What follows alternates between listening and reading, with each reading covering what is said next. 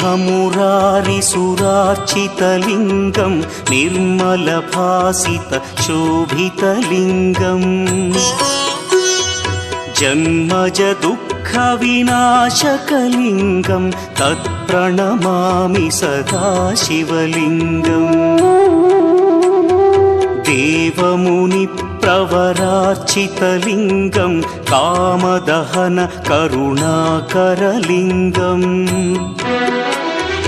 रावणदर्पविनाशकलिङ्गं तत्प्रणमामि सदा शिवलिङ्गम्